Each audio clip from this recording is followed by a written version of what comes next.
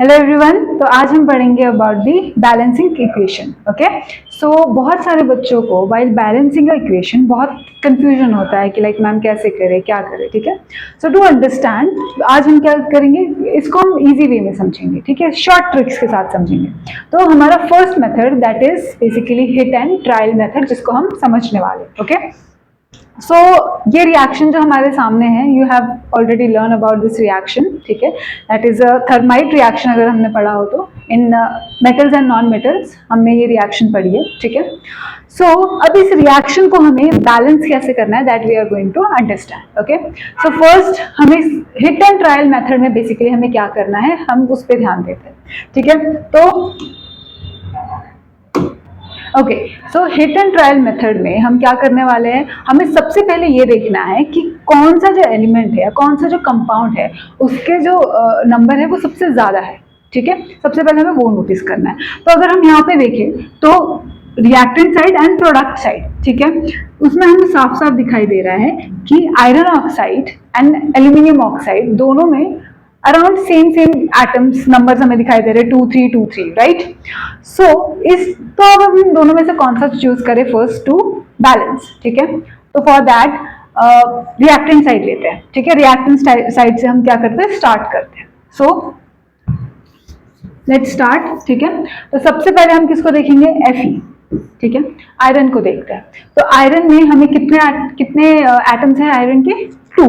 Okay, सो reactant side में हमें यहाँ पे क्या दिख रहा है, आयरन 2 है, और प्रोडक्ट साइड में हमें दिख रहा है कि आयरन जो है एटम 1 है। Right, so how we will balance this, तो हमें सिंपली क्या करना है, दोनों को क्या करना है, इक्वल करना है। ठीक है, हमने पढ़ा है already law of conservation of mass में दैट दोनों साइड में क्या होने चाहिए, दोनों साइड में रिएक्टेंट एंड प्रोडक्ट का जो मास होना चाहिए वो इक्वल होना चाहिए। राइट, सो उस चीज को हम फॉलो कर रहे हैं। तो Fe is 2, so obviously we have to change this। ठीक है, हमें 1 से इसको 2 में कन्वर्ट करना है।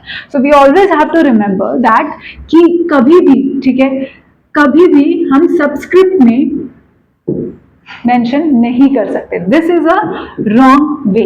ठीक है, कभी भी हमें सबस्क्रिप्ट में ये चीज मेंशन नहीं करनी है। ठीक है, जो भी हम नंबर लिख रहे हैं वो सबस्क्रिप्ट में नहीं आएंगे, it will be in coefficient. Okay, so हमें आगे लिखना है। ठीक है, किसी भी एलिमेंट के, किसी भी कंपाउंड के आगे हम नंबर को मेंशन करेंगे। ठीक है, तो जैसे 2 है Fe में, तो यहाँ पे हम क्या करेंगे, 2 Fe, we will write like this. ठीक है, तो अब क्या हुआ है, दैट मीन्स यहाँ भी कितने एटम्स है Fe के, 2 एटम्स है, यहाँ भी कितने हो गए, 2। ठीक है, देन उसके बाद में नेक्स्ट इज O3। ठीक है, ऑक्सीजन इज 3। अगर हम रिएक्टेंट प्रोडक्ट साइड में देखें तो again oxygen is 3, which is that means कि ऑलरेडी बैलेंस है। ठीक है, तो हमारा O is 3 in reactant side, O is 3 in product side, that means it is balance, right? Fe को हमने बैलेंस कर दिया है। ठीक है, now talking about aluminium, Al। ठीक है, तो Al तुम्हें रिएक्टेंट साइड में कितने दिख रहे हैं, 1। ठीक है, सो Al इज 1। ठीक है, रिएक्टेंट साइड में, प्रोडक्ट साइड में Al इज 2। राइट, हमें यहाँ कितने दिख रहे हैं एटम्स, 2 एटम्स। ठीक है, सो नाउ अब इसको हमें बैलेंस करना है। So how we will do, we will just multiply this 1 with 2। इसका मतलब क्या है, हमें सिर्फ सिंपली क्या करना है, मल्टीप्लाई करना है। तो हमने यहाँ पे इसके आगे क्या लिख दिया, 2 लिख दिया। ठीक है, तो अब ये क्या हो गया है, 2 atoms of aluminium in this reactant side and 2 atoms of aluminium in the product side.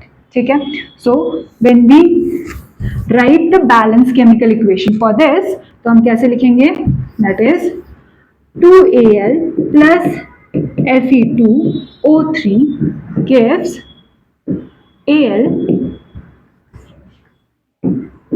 2O3 plus